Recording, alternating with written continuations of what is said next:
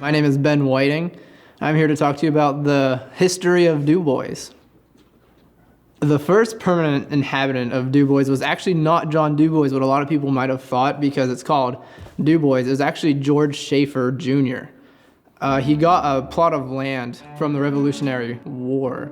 He lived there till he died. The plot of land that he had would be present-day Morningside Cemetery. After George passed away, his son, Henry Schaefer, got all the land, and he didn't really want it, so that's why he sold the land in small parcels, and that's why there's a lot of narrow roads in DuBois. He sold the main homestead to another family, and that family actually sold the farm to a John Rumbarger. DuBois was actually considered a two-part town. It was a divided town. One half was DuBois, and the other half was Old Rumbarger. Well, John DuBois was a businessman.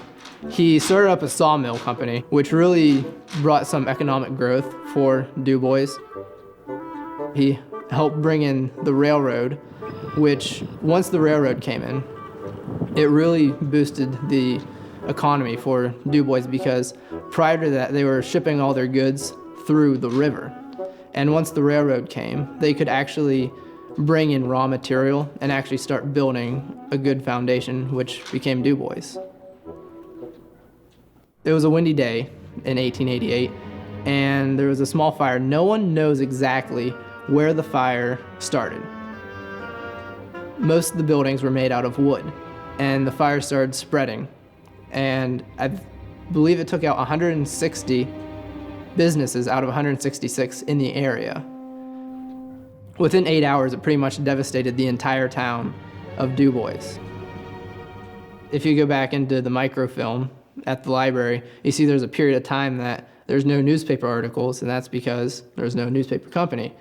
It was only 7 days after they had the first volunteer fire brigade or department.